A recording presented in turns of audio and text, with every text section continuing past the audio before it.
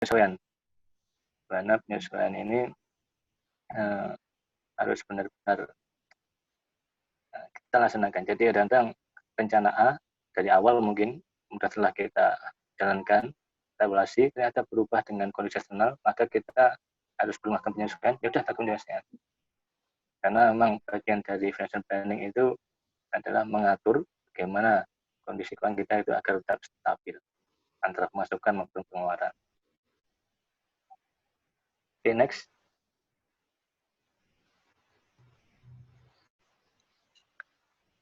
Oke, ini saya kasih sebuah contoh gambaran Excel bagaimana sebuah financial planning itu bekerja. Jadi kadang-kadang ada banyak financial planner itu mengatakan bahwa dari pemasukan atau penghasilan kita itu rata-rata itu dibagi dalam empat bagian atau 4 alokasi kebutuhan. Yaitu satu, biasanya mereka dulu saving dulu, kemudian hutang, kemudian konsumsi, dan kemudian hiburan atau kebutuhan pribadi. Tapi kalau yang saya kasih contoh di slide ini, yang kebutuhan yang keempat itu bukan kebutuhan pribadi, tapi itu ada kebutuhan sosial atau kebutuhan agama. Jadi itu zakat atau sedekah. Mungkin enggak, kalau mungkin yang bukan non muslim bisa mungkin uang ke gereja atau kemana, pura atau apa gitu. Rata-rata semua ahli mengatakan ada 4 ini alokasi manusia. Saving pertama, kita ketika dapat penghasilan kita harus melakukan penyisian. Yang pertama kali adalah saving, simpanan, kemudian hutang, kemudian konsumsi, dan pribadi atau kebutuhan ibadah. Dari 4 komponen ini ada berbagai macam versi sebenarnya. Dari beberapa financial planner ada mengatakan saving itu harus 20% dari pemasukan kita, ada yang 10%, dan 30%, macam-macam. Kemudian ada yang bilang konsumsi itu 50, 60, atau 70%. Tapi yang ingin saya sampaikan bahwa porsi-porsi atau prestasi yang disampaikan oleh financial planner itu adalah sebuah gambaran aja. Nanti pada prakteknya itu tergantung pada kondisi finansial masing-masing rekan-rekan atau pemasukan rekan-rekan sekalian. Karena ada kalanya mungkin konsumsi dengan tingkat 50% atau 60% nggak cukup. Kadang bisa butuh sampai 80%, 70% sebagainya. Kalau yang saya kasih contoh di slide ini, ditargetkan pada 70%. Tapi kan realitanya ya di angka 71%. Sedikit meleset sedikit, masih wajar lah. Dan berikutnya di situ juga ada contoh bagaimana individu ini menata keuangannya atau menaruh sebagian dari savingnya, dari simpanannya itu dalam beberapa portofolio atau aset. Di situ kelihatan ada mungkin di deposito, ada di saham, ada di obligasi, ada di reksadana, ada di crowdfunding, atau di emas. Memang kalau bagi beberapa rekan-rekan yang mungkin bekerja sebagai karyawan atau pegawai di saat sekarang, teman-teman generasi sekarang, salah satu cara untuk saving dan kemudian melakukan investasi yang paling mudah itu masuk ke dalam beberapa yang ada di layar itu. Deposito, saham, obligasi, atau reksadana, atau crowdfunding. Itu yang paling mudah. Tapi bagi teman-teman yang mungkin memiliki penghasilan lebih besar dari itu, bisa tidak hanya itu aja asetnya yang dimasukkan, tapi bisa aja ke dalam beberapa portofolio yang sifatnya sangat aktif, yaitu mungkin bisa membuka usaha baru, yang buka kedai kopi, bisa membuka kedai minuman, atau buka bisnis online sebagainya. Itu juga bagian dari bagaimana alokasi terhadap penghasilan yang kita miliki. Oke, next.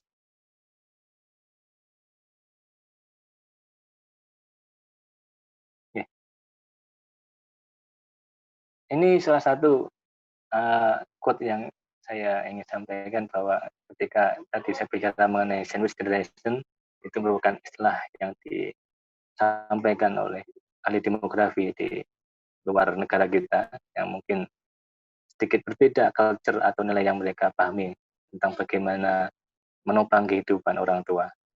Jadi terkadang kita memiliki banyak uang maupun barang, tapi terkadang kita juga harus tahu bahwa uang itu atau ada suatu barang itu yang mungkin tidak bisa kita beli dengan uang atau dengan money atau dengan hal lain. Itu apa? Ya, ikatan keluarga. Karena itu yang saya sedikit yakini bahwa memelihara atau merawat orang tua itu bagian dari kultur budaya maupun nilai agama yang baik. Tentu saja itu menjadi tantangan keuangan bagi generasi kita, bagi saya dan mungkin rekan sekalian, untuk seandainya nanti setelah orang tua kita tidak bisa memiliki penghasilan yang baik atau sudah pensiun, tentu saja kita sebagai anak harus mempersiapkan bagaimana orang tua kita bisa menghadapi atau melanjutkan kehidupan senjanya dengan baik, makmur, sejahtera bersama kita. Mungkin itu yang bisa saya sampaikan materinya. Rekan Sita, silahkan jika ada pertanyaan berikutnya.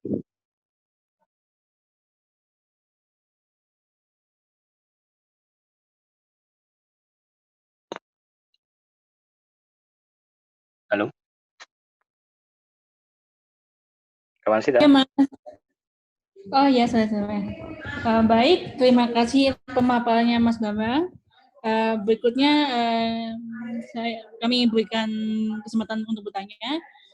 Pertanyaan bisa disampaikan pada link yang sudah kami sediakan di kolom chat.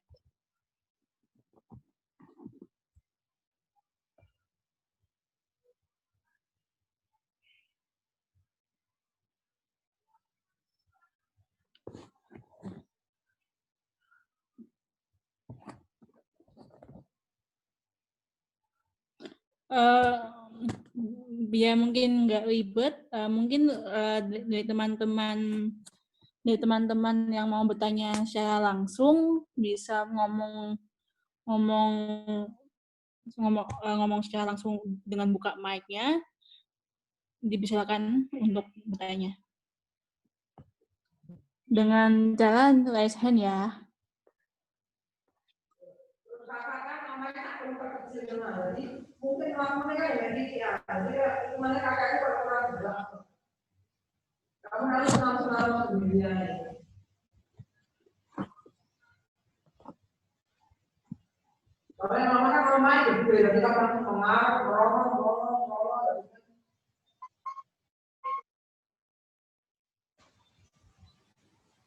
Oke, baik. Di slide dulu. Aku mau nanya boleh, Sita? Oh ya, mau nggak, silakan Mas Ali, silakan. Terima kasih Mas Bambang, materinya keren sekali. Mau nanya Mas, untuk yang cash flow rasio itu kan itu ada saving, terus utang, konsumsi sama yang amal itu ya. Kalau yang investasi itu baiknya di mana Mas? Itu masuk di saving kah itu atau di mananya gitu ya Mas? Terima kasih. Oke, langsung saja ini, kawan Sita. Ya. Iya, ada 3 pertanyaan Mas, tapi mungkin bisa Atau nunggu dulu. langsung jawab aja nggak apa-apa Mas? Oke, baik. Terima kasih pertanyaannya.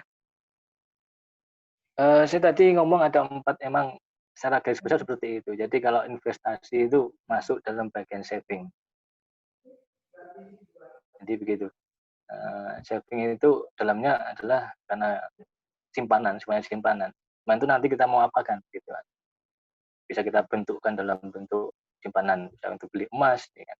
Bisa beli saham, bisa dibentukkan deposito, atau bisa dalam bentuk tabungan biasa aja di bank gitu. Nah, itu kalau saya bilang investasi masuk dalam simpanan. Karena rata-rata financial planning mengatakan ada 4 alokasi kebutuhan. Jadi kalau tadi saya bilang kan rata-rata orang barat ngomongnya ada kebutuhan, satu adalah saving, kebutuhan simpanan, kemudian konsumsi, kemudian hutang, kemudian kebutuhan pribadi atau leisure, biasanya hiburan biasanya. Cuma saya lihat di negara kita atau dalam kultur kita itu ada salah satu nilai yang harus kita kembangkan, bahwa dari pemasukan itu kita harus menyisihkan sebagian untuk konsumsi sosial. Oke, jadi mungkin dalam bentuk, mungkin kita agama Islam, dalam bentuk zakat, infak, sedekah. Mungkin itu jawabannya. Oh, makasih Mas Bambang, aku mau nambah sedikit boleh Mas? Ya. Kalau untuk, kan banyak yang nawarin itu Mas, asuransi. Terus dalam jangka berapa lama nanti ada benefitnya, itu gimana ya Mas? Itu bisa ke saving juga gitu? Atau disarankan nggak sama Mas Bambang? Terima kasih. Oke, kenapa ini? Takut asuransi ya?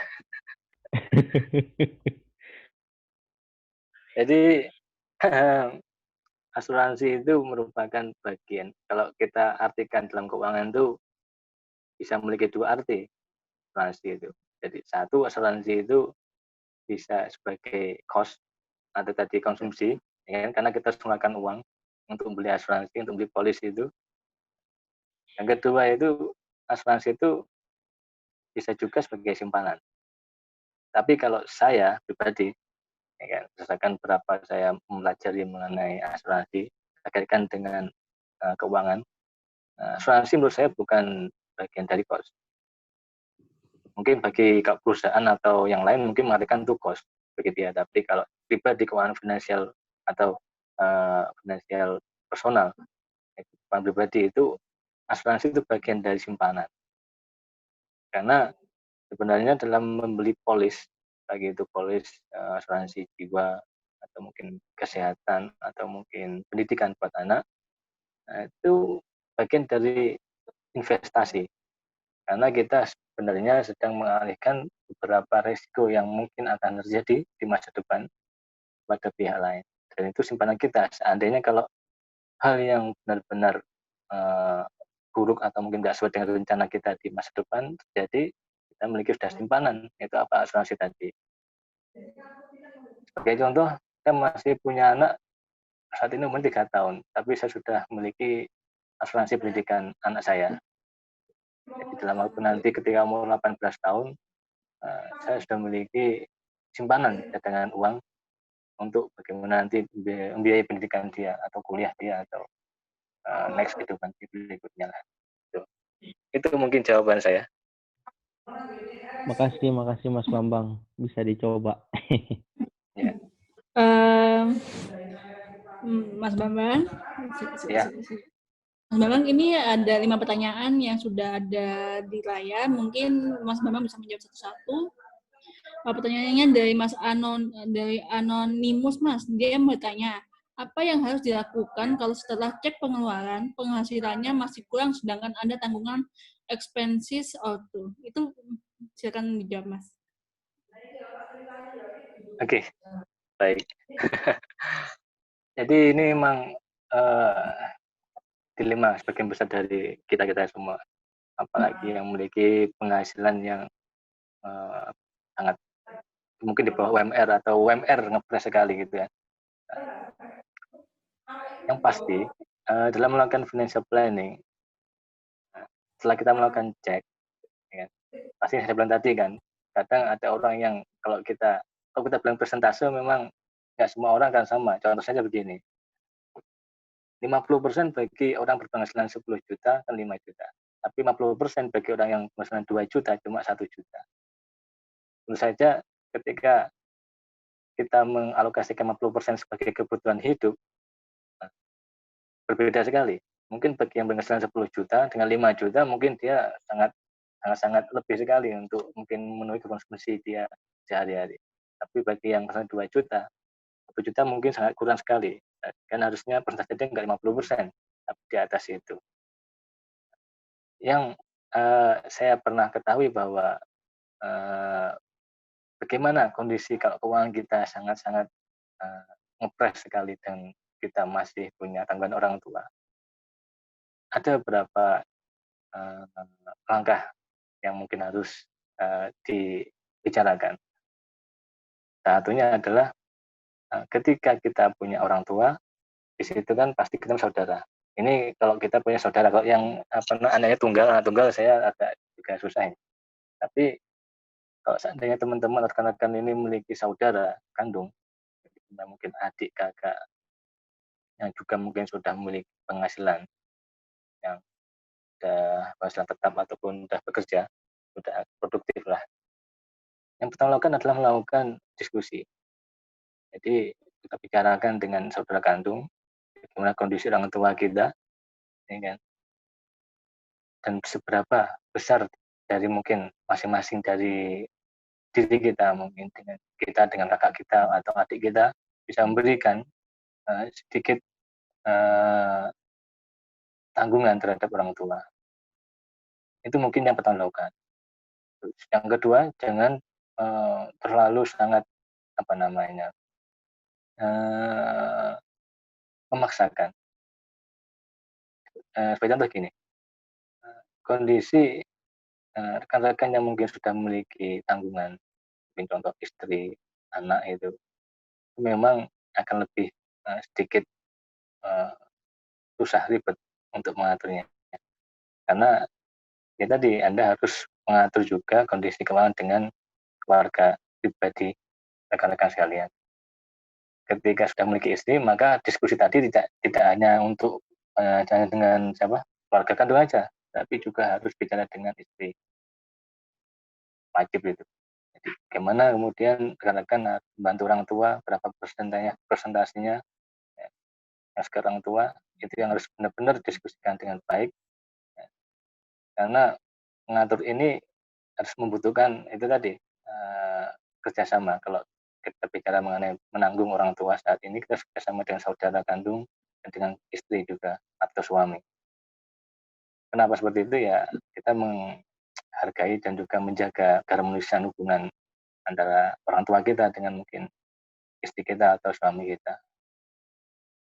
Dan tentu saja yang saya bilang tadi, pada akhir persentase menanggung kehidupan orang tua itu bukan suatu hal yang menyusahkan atau wah ini nggak enak atau bagaimana, tapi itu bagian dari ibadah lah, bagian dari nilai yang kita anut di negara kita ini.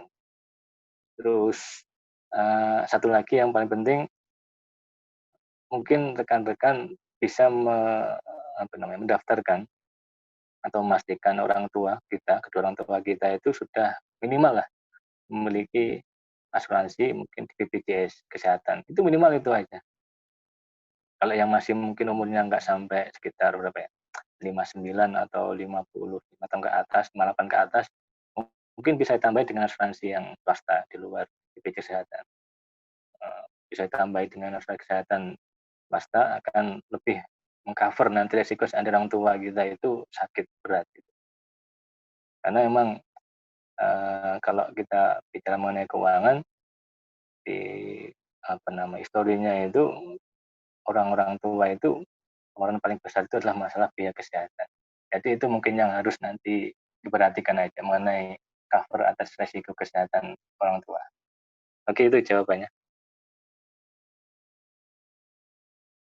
Sudah terjawab belum yang nomor 1?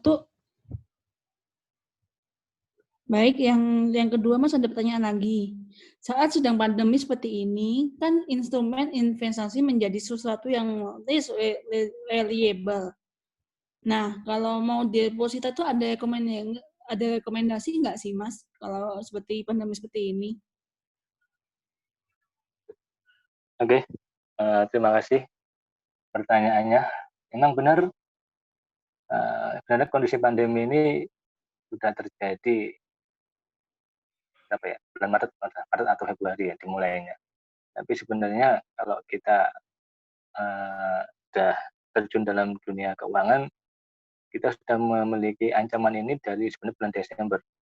Ketika itu saya tahu di Desember di Cina sudah ramai, kemudian di beberapa sekitar Cina itu sudah mengalami sedikit kehebohan mengenai coronavirus.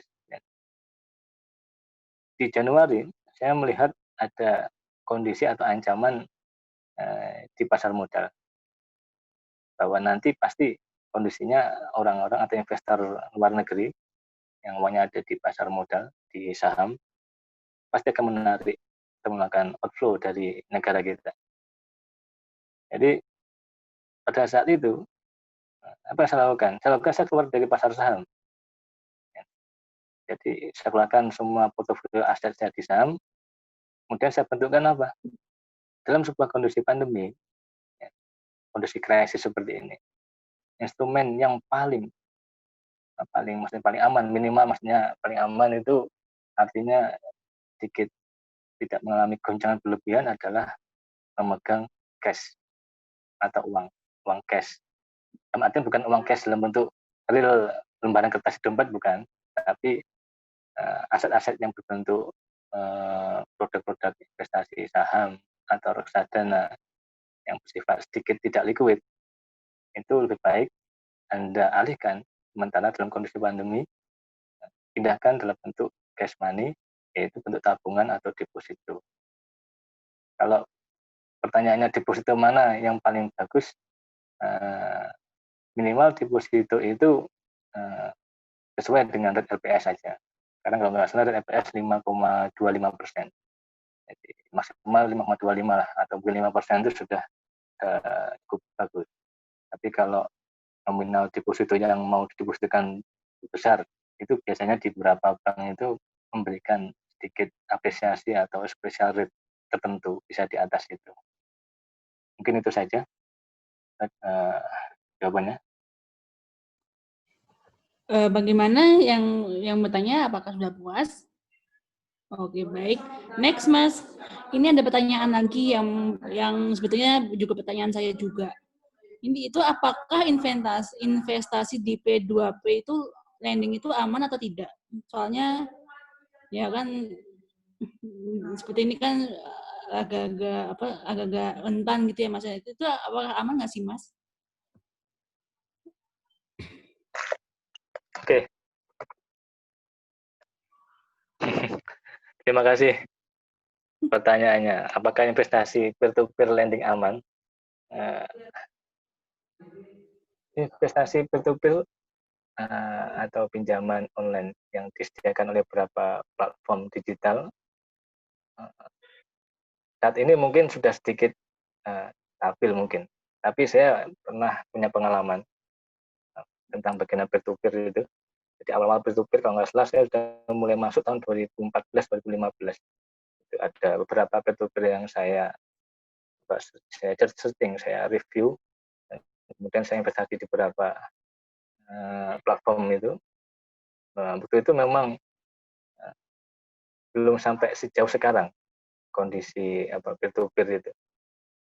Pada saat itu ya saya hanya berdasarkan pada profil atau rekomendasi dari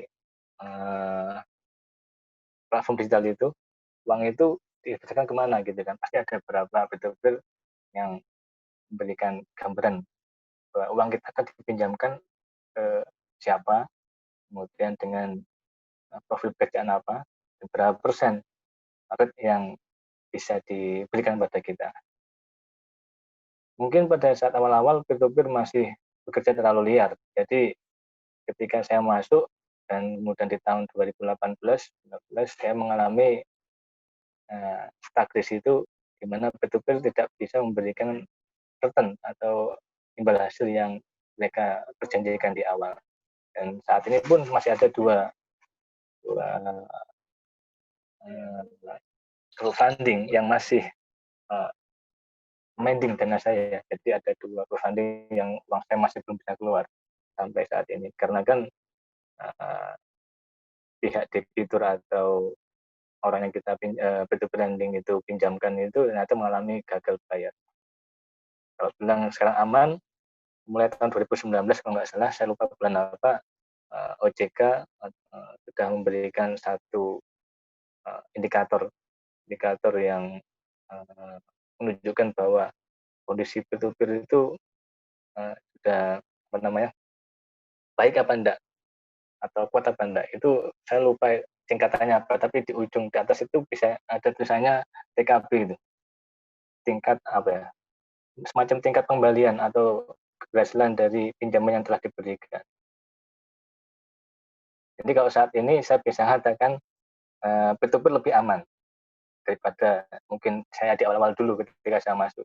Misalnya lebih regulasinya lebih bagus, mungkin belajar dari mereka, pengalamannya sudah jalan dengan baik, mungkin saat ini lebih aman. Dan satu lagi ada peer-to-peer yang memberikan ini apa namanya, fitur atau tambahan asuransi. Jadi ketika kita melakukan investasi itu ada tambahan fitur asuransi di mana nanti adanya itu investasi kita masuk, kemudian ternyata nasabah atau debitur gagal untuk membalikan pinjaman, kita bisa sedikit inilah apa namanya, tercover atas risiko gagal bayar dari debitur tersebut.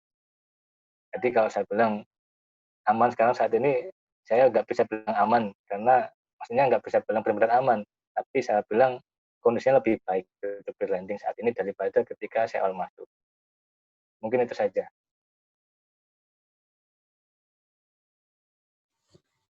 Baik, pertanyaan selanjutnya, Mas. Ini tuh ada mungkin dia tuh minta saran mungkin ya. Ada Itu saran Mbak untuk Nana cek mau nambahin. person. Oh ya, monggo.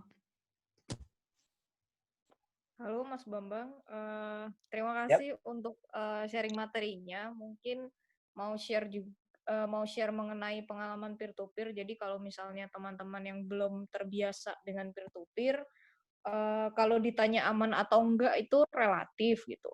Cuman mungkin beberapa tips kalau teman-teman mau coba bermain di peer-to-peer.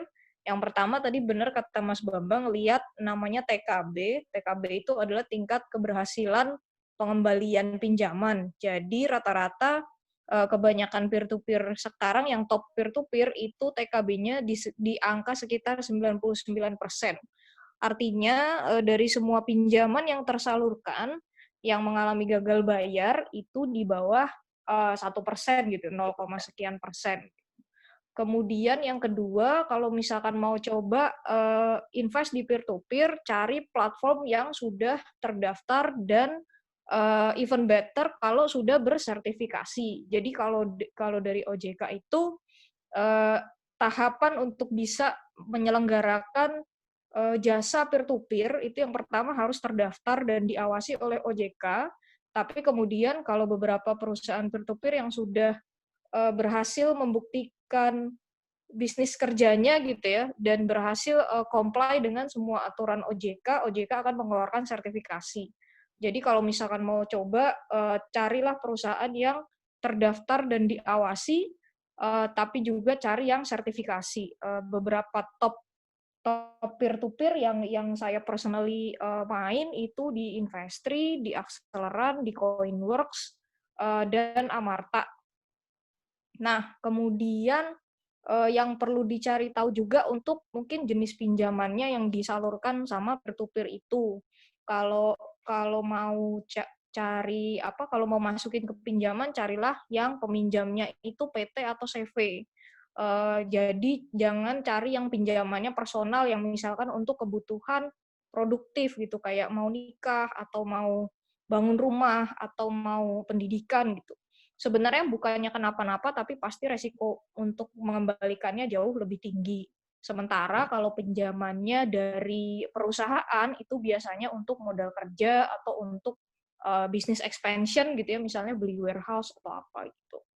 Nambahin aja sih, jadi supaya buat teman-teman yang mau mencoba peer-to-peer itu, kalau saya personally suka dengan peer-to-peer karena dia bunganya gede banget ya gitu dibandingkan instrumen investasi lain gitu. Biarpun tidak liquid gitu, jadi kayak nggak bisa sewaktu-waktu ditarik karena harus nunggu pinjamannya itu selesainya kapan, tenornya lunasnya kapan gitu. Jadi mungkin kalau mau teman-teman yang buat mencoba Acceleran itu minimal funding-nya 100.000, Coinworks juga minimal funding-nya 100.000. Jadi kalau misalkan mau coba yang relatively smaller amount mungkin bisa di 2 platform itu sih. Terima kasih. Oke, itu sudah ditambahin sama yang ahlinya, spesialis di peer-to-peer ya. Saya sukanya yang banyak untung, Mas. Like this return.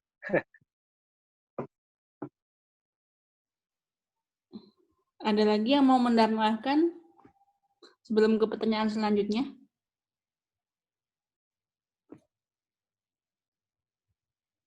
Apakah ada?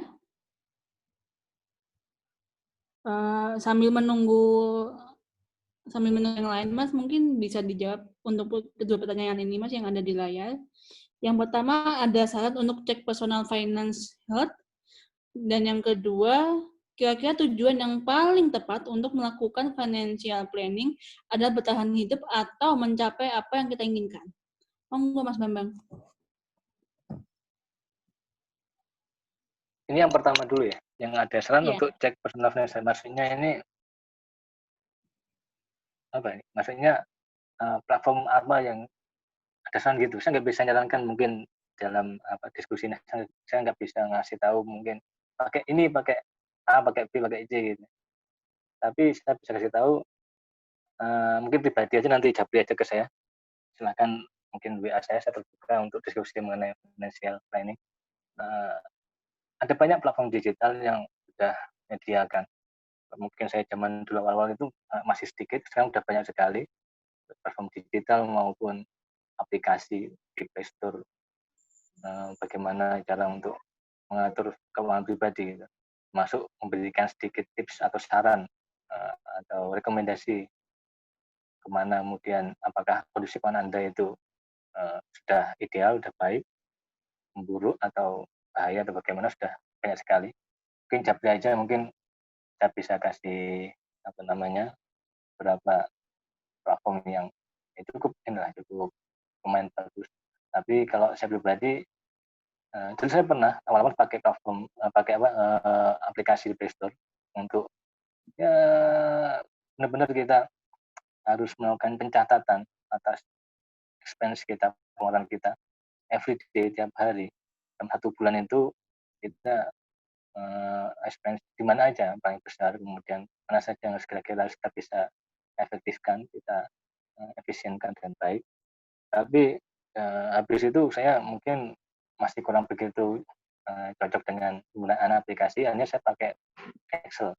Jadi saya bikin Excel sendiri, saya bikin catatan sendiri, saya bikin beberapa penyesuaian sesuai dengan yang saya inginkan. Jadi itu lebih mudah menggunakan Excel kalau saya pribadi sekarang saat. Itu jawab yang pertama. Yang kedua ya, next ya. Yang kedua ini tujuan paling tepat untuk melakukan financial planning adalah bertahan hidup atau mencapai apa yang kita inginkan. Jadi tujuan dari financial planning itu pasti adalah yang tadi saya katakan bahwa state goal. Jadi bagaimana cara kita mengatur keuangan pribadi kita agar bisa mendapatkan atau mencapai satu kondisi keuangan yang ingin kita inginkan di kemudian hari. Jadi kalau kondisinya sangat bilangnya kita nggak bisa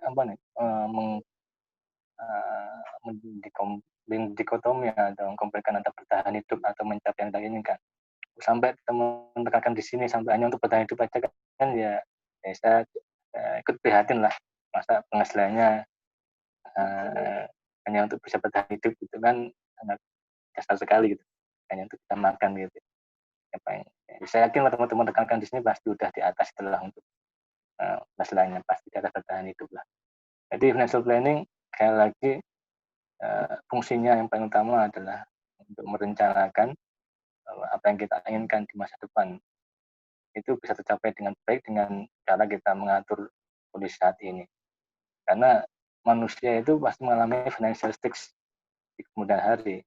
Dari yang mungkin waktu kita masih masih kuliah, kita masih belum bisa punya penghasilan, kemudian kita mulai bekerja, mulai punya penghasilan, bisa mungkin menghidupi diri kita pribadi, kemudian bisa beli HP baru, kemudian next lagi kita punya promosi atau mungkin sudah pekerjaan, mendapatkan pekerjaan lebih baik, penghasilan lebih baik, ya kita bisa naik lagi, bisa membeli kendaraan pribadi, ya kan, kemudian macam-macam lah, atau mungkin di financial berikutnya, kemudian teman-teman sudah menikah, ya kan, bisa menetapkan atau tujuan nikah itu dengan biaya pribadi tanpa harus merepotkan orang tua.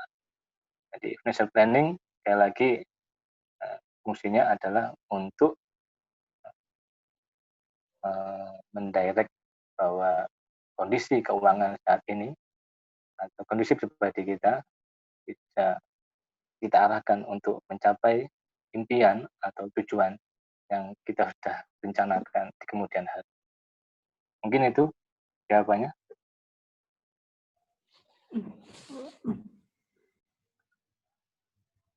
Baik, Mas Bambang, terima kasih atas jawabannya. Mungkin rekan-rekan yang mau bertanya sebelum kami akhiri ada mau bertanya, monggo bisa di open mic.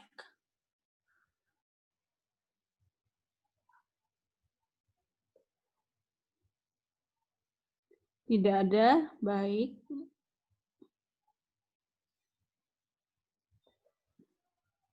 Aku mau tanya dong. Oh, monggo. Oh, baik, Mas Gio, silakan. Iya. Aku kan joinnya telat ya, mungkin udah dibahas, tapi semoga belum. Jadi, kan aku ngerasain juga kondisi yang ke sandwich gitu kan ya, Mas Bambang. Iya.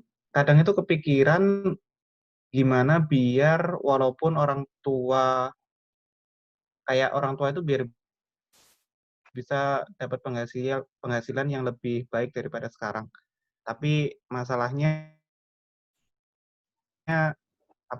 sense of business kan nggak semua orang punya gitu.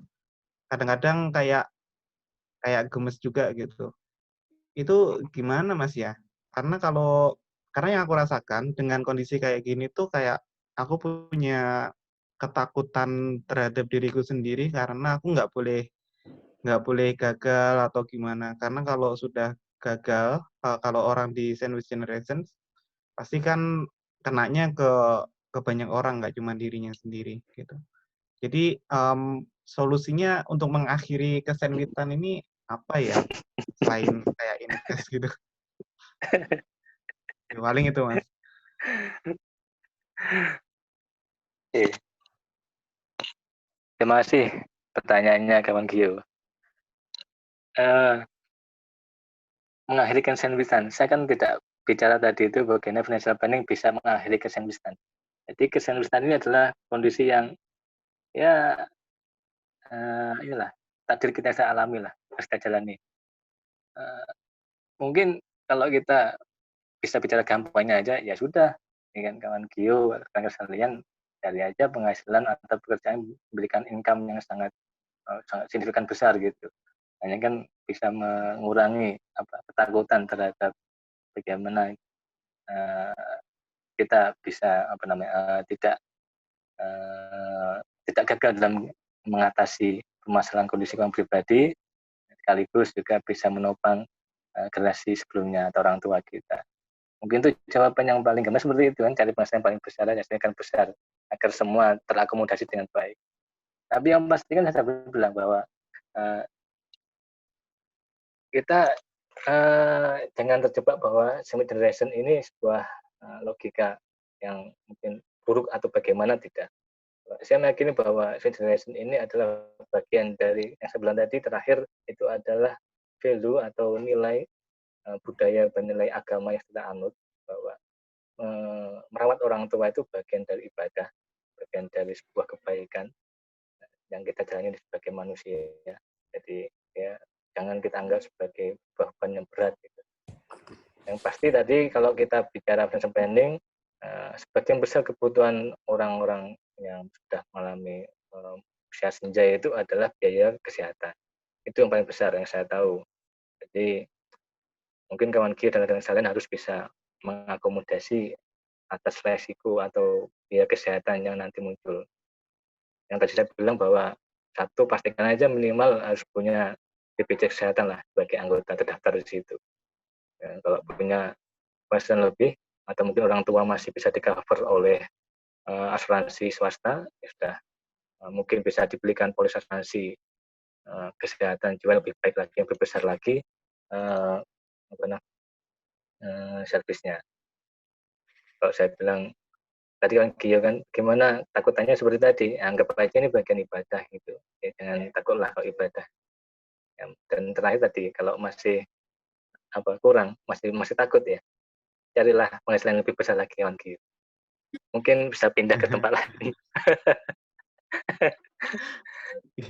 Berarti emang harus diterima Mas ya. Iya, benar Terus sekali. diganti mindset-nya tadi ya. Ya benar. Oke. Makasih Mas. Jawabannya susah diterima Mas, tapi nggak ada jawaban lain. Oke. Ada lagi mungkin? Ada yang mau raise hand? Aku. Oh iya. Selamat datang Ibu Dian, monggo. Bu Nana. Maaf. Maafkan aku telat ya, guys. Untuk Mbak Nana sebenarnya ya Mbak. Iya, nggak apa-apa, duluan aja. Iya. Mbak Dian, monggo Mbak. Bu Dian.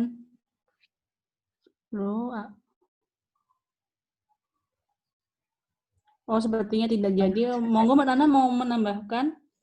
Sudah belum sih, Sita? Loh. Sudah tak persiapkan dari tadi, Mbak. Monggo, Mbak. Oh iya. Udah denger ya. Jadi gini, kalau aku sih lebih mau ke tukar pikiran tentang pertanyaannya Mas Gio tadi ya, tentang mengakhiri kesandwichan kita. Ada beberapa kenalan mungkin ya, beberapa pakar juga ya yang sudah bisa pada akhirnya mengakhiri sandwichan ini gitu, karena timbulnya sandwich generation kan sebenarnya dari generasi sebelum kita yang memang tidak mempersiapkan secara pensiun nanti seperti apa, penghasilan dari mana, dan pada akhirnya akan jatuhnya ke generasi selanjutnya, yaitu kita.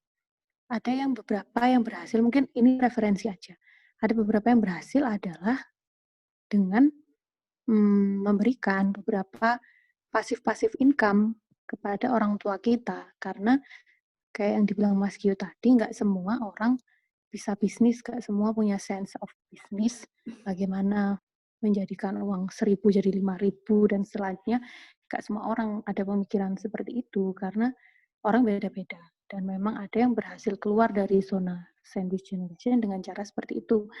Jadi orang tua kita harus kita berikan passive income, beberapa passive income yang akhirnya itu akan menghasilkan dan akan bisa survive juga mereka pada akhirnya, dan kita pun juga bisa lebih fokus ke hidup kita sendiri gitu sih. Ada beberapa yang berhasil seperti itu. Mungkin bisa untuk jadi satu referensi gitu sih ya. Udah sih, Ta. Mau baik. masuk dibuatin kontrakan ya, Dian? Bisa jadi. Yang penting passive income, Mas Ali. Pentingnya bukan gitu. income, karena mereka nggak bisa menjalankan active income gitu.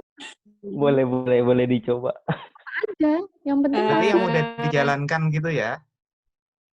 Iya, yang bisa dijalankan atau bisa autopilot kan lebih bagus lagi. Yang penting memang bisa menghasilkan, bagus lagi kalau passive income, karena mereka tidak perlu memikirkan bagaimana mengelolanya, bagaimana muter uangnya. Karena kemampuan orang beda-beda dan ya kayak itu jalan terbaik sih. Selama ini referensi yang aku tahu. Bagus juga sih itu bagus sih. Tapi sebelumnya juga harus naikin income dulu Pak gitu, Gio. Iyalah. Bisa beli kontrakan dari mana? Gitu. Iya kan. Ini BTW Mbak Nana raise hand loh. Nah dulu ya. Oke. Mbak Nana monggo silakan. Iya, jadi mau nanya satu hal sih sebenarnya, kepo, tapi ini agak out of topic sebenarnya ya. Kalau misalnya di kita mau mengajukan kredit atau mengajukan pinjaman itu kan ada pengecekan gitu ya. Ini being that Mas Bambang mungkin background-nya banker ya, boleh di-share nggak sih kalau secara personal tuh bisa nggak sih melakukan pengecekan scoring kredit gitu? Maksudnya personal tuh gimana? Maksudnya diri kita Personal sendiri as gitu. in iseng aja untuk ngecek part of financial health kali ya, kayak mau lihat sebenarnya dinilai oleh lembaga-lembaga pemberi pinjaman ini seperti apa sih gitu. Kalau yang sekarang kan biasanya harus ngajuin pinjaman dulu, kemudian baru dicek. Sebenarnya ada nggak sih cara yang secara personal memang mengajukan pengecekan itu tanpa terkait mau ngajuin utang atau apa gitu? Oh, oke. Kalau itu sih ada, Mbak. Kalau kita cuma hanya untuk bisa melihat track record kita di banking, itu ada. Kita bisa minta namanya pengecekan SLIC atau Sistem Layanan Informasi Keuangan.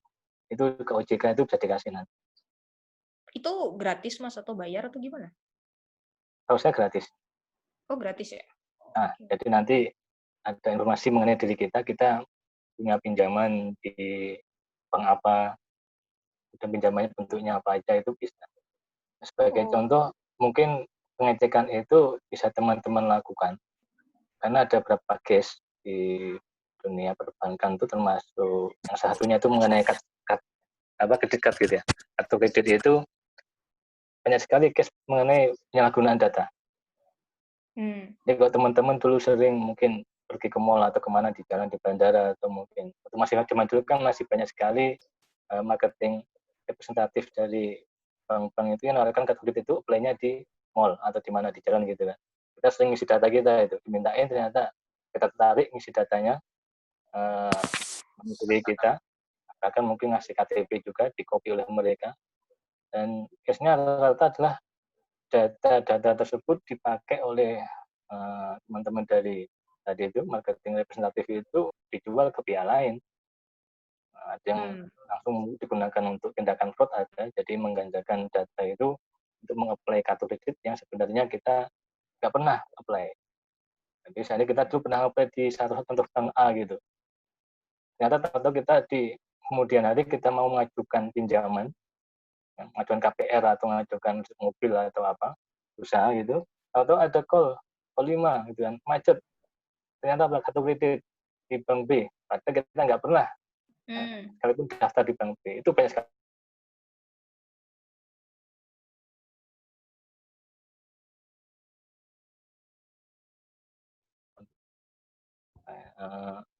Keuangan kita atau kesehatan kita dari sisi institusinya dari bank itu bisa ke OJK minta pengecekan SLIC namanya, nanti dikasih. Oke. Namanya apa Mas tadi Mas? Aja. Bisa di web nggak Mas Bambang? Nggak bisa. Namanya apa Mas? Kalau di web nggak bisa, nggak ada.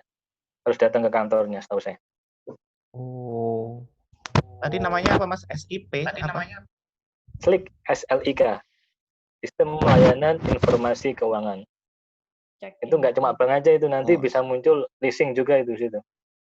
Kalau kita punya leasing, punya pinjaman kendaraan. Kemudian ya ketahuan, kayaknya nggak ada nih ngajuin pinjaman di bank ini dan bank itu, misalnya datanya disalahgunakan, kita tinggal ngomong aja untuk, saya nggak ada loh track record ngajuin pinjaman di sini gitu, atau gimana?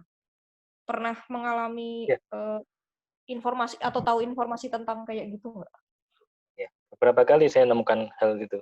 Jadi ada beberapa nasabah itu yang tidak pernah melakukan pengajuan pinjaman. Terutama itu yang paling gampang dimanipulasi itu kartu kredit memang.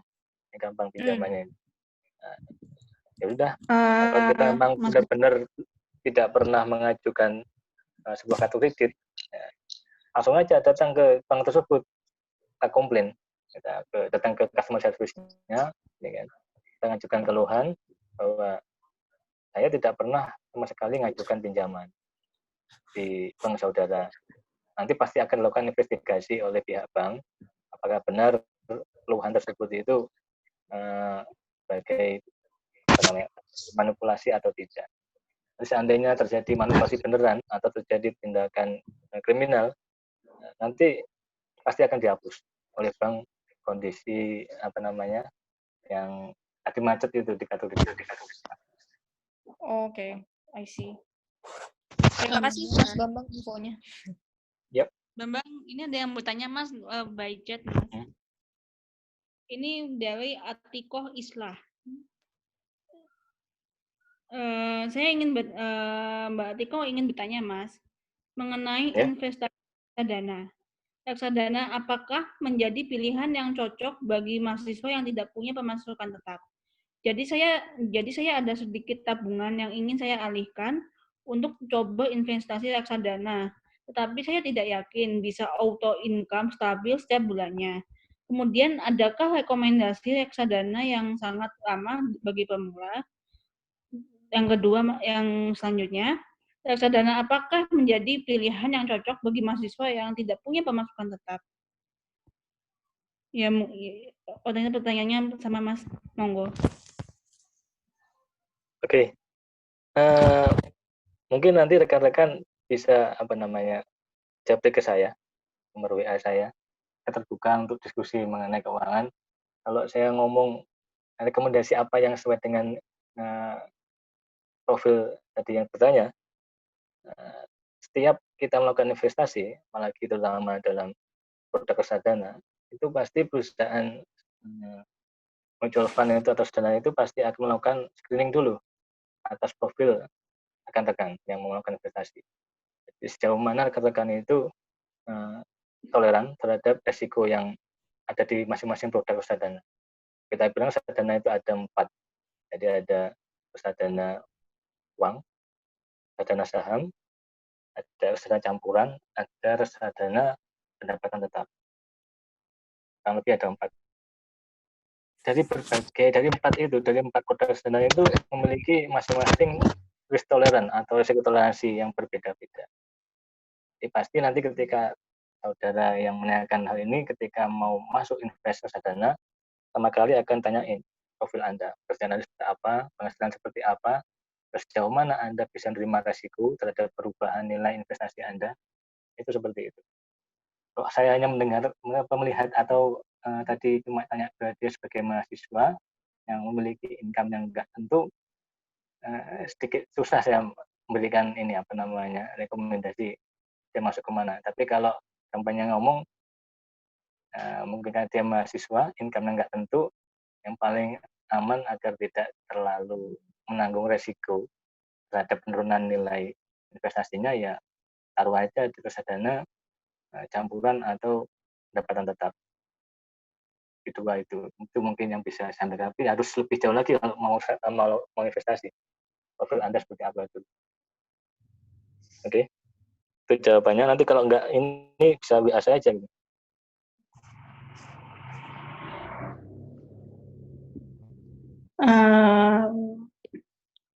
Bagaimana Mbak Tiko? Apakah sudah terjawabkan atau bagaimana?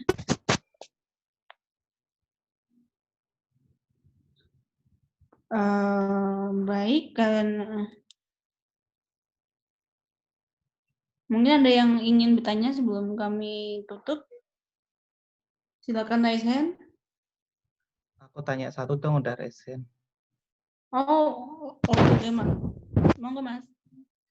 Mas Bambang, kayaknya minggu depan kita perlu ngomongin investasi ini deh, pemula deh. Kayaknya banyak yang tertarik nih teman-teman mahasiswa nih. Reksadana ya, Mas? Mana, Mas? Oke, tadi kan memang saya cuma bicara mengenai basic aja sih, mengenai bagaimana kita mengatur keuangan secara garis seperti itu. Jadi nanti lebih jauh lagi memang bagaimana kita harus bisa menaruh uang kita di tempat yang tepat itu. Nanti ada beberapa hal yang harus dipahami mengenai investasi itu. Apakah tujuannya seperti apa, kemudian profil investor seperti apa, dan bagaimana kemudian dinamika dalam sebuah masing-masing portofolio investasi itu seperti apa. Itu yang nanti lebih jauh sebenarnya bahasanya, nggak bisa disampaikan malam ini. Mungkin jam minggu depan Gio diagendakan minggu Ya udah keberapa gitu. sebisanya Mas Bambang aja, nanti kita atur Ya, jadwalnya. oke, siap. Sudah Mas Gio? Sudah, terima kasih. Oke, sama-sama. Teman-teman yang lainnya ada yang mau menyanggah atau mau bertanya atau mau bagaimana? Monggo, raise hand dan open mic.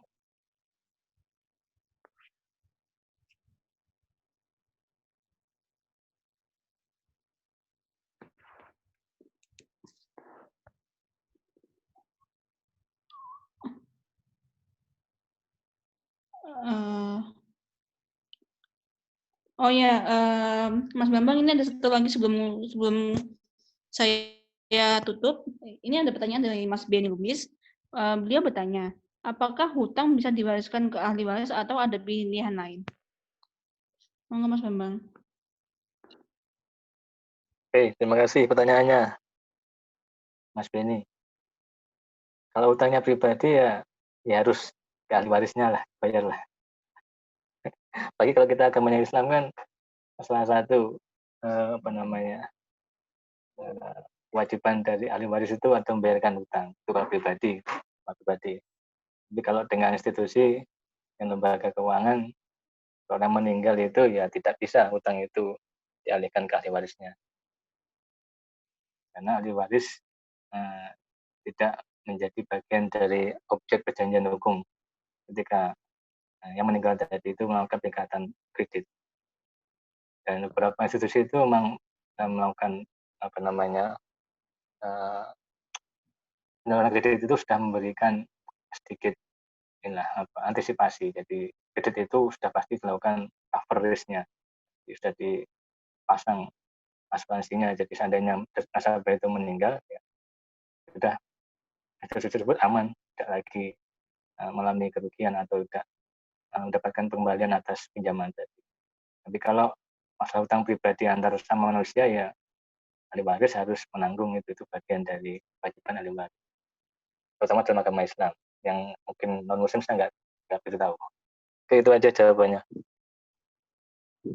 Bagaimana Mas Benny, apakah terjawabkan? Oke, berarti poinnya ada dua. Satu, hutang berdasarkan atas sesama manusia, dan yang kedua adalah hutang dengan lembaga gitu ya. Kalau hutang yang sesama manusia artinya ahli waris bisa meneruskan membayarkan hutang tersebut, tapi kalau dengan lembaga, hutang tersebut tidak bisa diwariskan ke ahli waris gitu ya Mas ya, poinnya ya? Ya, benar sekali. Oke. Dan Bagaimana artinya Mas kalau Benny? misalnya kita mengambil pinjaman selama 15 tahun atas nama pribadi, dan ketika kita baru masuk tahun ke-10 dan si penerima hutang ini dalam keadaan sakit dan meninggal, artinya ahli warisnya seperti istri atau anaknya tidak langsung terbebani atas waris hutang itu gitu ya Mas ya? Ya, benar. Dan berarti lembaga keuangan pun nggak bisa semena-mena untuk melakukan pengambilan jaminan dan lain-lain atas ahli waris tersebut ya gitu ya? Ya. Oke. Clear. Thank you, Mas. Itu terutama untuk lembaga keuangan yang bersifatnya sudah legal ya. Karena kan kalau di masyarakat kita ada banyak sekali lembaga keuangan yang shadow banking lah. Ya dia lembaga keuangan, ya bukan lembaga keuangan sih, sebenarnya kayak hanya pihak-pihak, entah namanya bisa koperasi atau apa gitu, atau yang kemudian itu mereka seringkali memberikan pinjaman.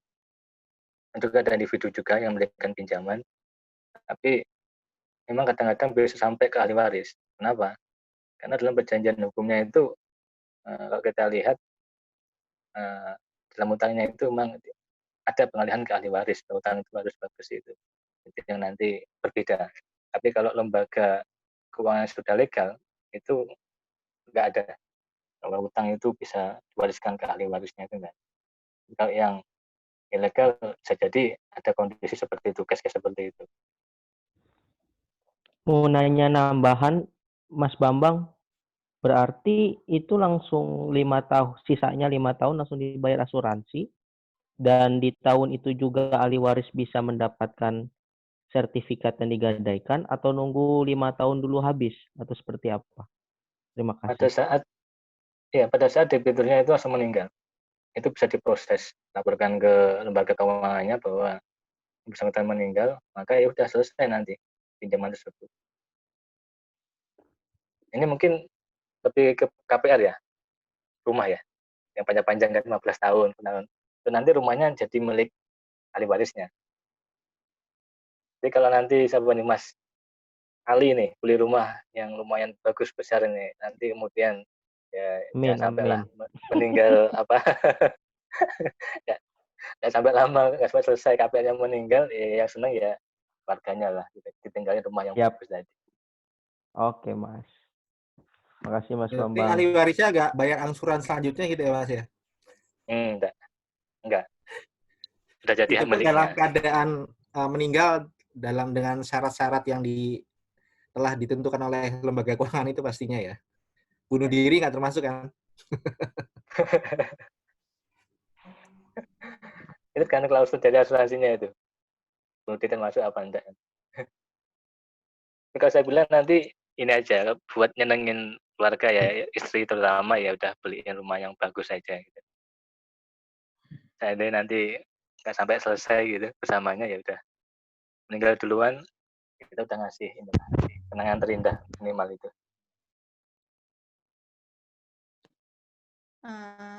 Oke, cukup. Terima kasih Mas Bambang. Aku mau dong situ. Oke, baik. Satu lagi ya, monggo. Tadi kalau Mas Bambang kan lebih ke kalau lembaga nggak bisa diwariskan, tapi kayaknya perlu digarisbawahi. Maksudnya lembaganya lembaga seperti apa? Karena beberapa lembaga seperti misalnya CV kan pertanggungjawabannya sampai ke harta pribadi, beda seperti PT. Kalau seperti itu, apakah sama atau gimana, Mas? Maksudnya, karena kan pertanggungjawaban sampai harta pribadi juga, otomatis menyangkut harta warisan dia pribadi dan ahli warisnya juga. Oke. Kalau CV itu kan memang badan hukumnya dia sebagai pribadi memang, walaupun bentuknya CV manditer, tapi tanggung jawabnya itu memang pribadi. Tapi kalau dia berhubungan dengan bank, dia memang sifatnya pribadi. Jadi CV itu kalau kita masukkan dalam istilah keuangan di lembaga keuangan perbankan, dia dianggap sebagai pribadi memang. Jadi bukan sebagai CV. Tapi sekali lagi utangnya nggak langsung nanti jadi turun ke ahli warisnya, enggak. Kan tadi ketika kita hutang pribadi ke perbankan, nanti ada asuransi yang harus kita tanggung, pasti itu. Nanti kalau seandainya perusahaan, kita tambahin lagi ya, untuk perusahaan, mungkin PT atau yang lain, memperbadan hukum bagi pengusaha perusahaan, dia pasti juga ada asuransinya terhadap objek-objek atau agunan atau kolateral yang mereka jaminkan. Jadi karena kan kalau dia pinjam kan pasti menggunakan agunan, menggunakan kolateral, mungkin bisa gudangnya, bisa mesin dan sebagainya, itu semua pasti diasuransikan oleh pihak perbankan. Misalnya terjadi kebakaran atau seandainya yang bertanggung jawab itu meninggal dunia, PT kan bisa, karena dia bukan perusahaan pribadi, keberlangsungan usahanya kan bisa diteruskan ke pihak lain gitu kan, atau ke yang lain sebagai direkturnya kan. Jadi bisa jadi tetap berlangsung utang itu jalan terus, atau bisa jadi mungkin kalau PT-nya nggak ada terusin lagi, ternyata mengalami kebangkrutan, stop karena yang tanggung meninggal, direksinya meninggal, ya sudah, perbankan tinggal klaim aja. Ya. Dari asuransi yang sudah kita cover tadi, itu pelajaran kita cover tadi. Oke. Oke, siap Mas. Terima kasih. Cuma yang berbahaya itu yang saya tahu case-nya itu ini. Yang lembaga keuangan, saya kan lembaga keuangan, tapi dia bukan lembaga keuangan. Jadi banyak sekali di masyarakat kita itu yang sifatnya shadow banking, yang bekerja itu akan seperti bank. Banyak sekali koperasi-koperasi maupun individu. Yang ketika mereka melakukan peningkatan kredit, itu klausul dalam perjanjian kreditnya itu ada yang sampai mengatakan bahwa yaitu jaminan yang diserahkan itu utang itu harus bawa sampai dengan ahli warisnya. Itu nanti banyak terjadi permasalahan dengan ahli waris utang itu. Oke, ada lagi? Oke, siap Mas.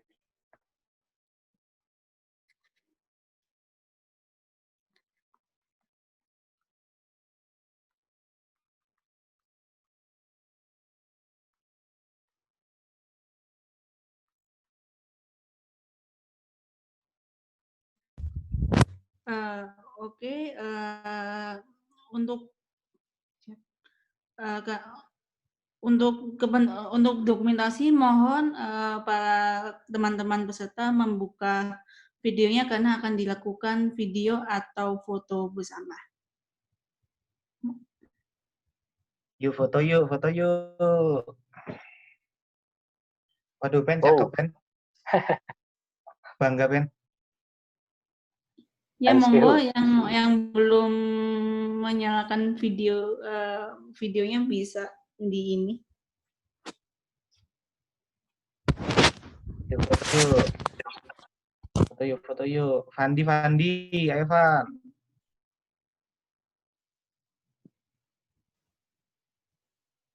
Ya sudah ya.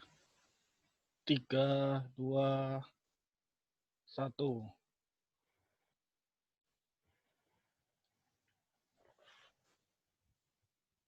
Sudah cukup. Arki baru bangun tidur. Arki di hotel itu. Wah, Sudah, Mas? lagi enak-enak itu. Sudah. Mantap. Oke, akhirnya sudah di penghujung acara diskusi online kali ini. Terima kasih atas semua partisipasi teman-teman yang sudah berkenan hadir di acara diskusi mingguan online yang diselenggarakan oleh Kodim Mapela Universitas Brawijaya. Dan dimohon untuk mengisi feedback yang telah kami sediakan. Akhir kata saya akhirnya mohon maaf apabila saya ada kekurangan dan kesalahan dalam memandu acara kali ini. Sekian dan terima kasih. Wassalamualaikum warahmatullahi wabarakatuh. See you. Waalaikumsalam. Waalaikumsalam warahmatullahi wabarakatuh. Makasih Mas Bambang. Makasih Mas Bambang ya. Yuk, Terima kasih Mas sama-sama. Bambang. Mas Benny sekarang Arki jadi udah cabut ya? JNE. Arki udah cabut. Oh, Arki ada. Arki, how are you? Aku duluan ya. Assalamualaikum. Mute Ki, di unmute. Nah, apa kabar kamu Ki? Baik. Kayaknya Dapat capek salam dari banget. Mas Bagus ya. Habis keluar tadi Oh, kamu di Bandung? Bandung. Asik. Refreshing ya Ki ya? Iyalah. Habis 3 bulan di rumah aja kok. Itu dong. Biar Ki. Itu kok background-nya ada yang Dr. Jisonu sama pelakor ya? Ke-mute, Ben, kamu di mute. Mas Bambang rada kuru saiki ngeri ya. Jarang goreng. Efek kamera. Gak mungkin ya, gak percaya. Iya loh. Tapi Bukan kamera efeknya efek kolesterol aku. oh gitu. Aku kerja. Efek mikir itu Mas Bambang mah. Bentar. Tahun Recordingnya aku matikan dulu 4 ya. tahun kolesterol naik ya. Recordingnya aku matikan. Terima kasih.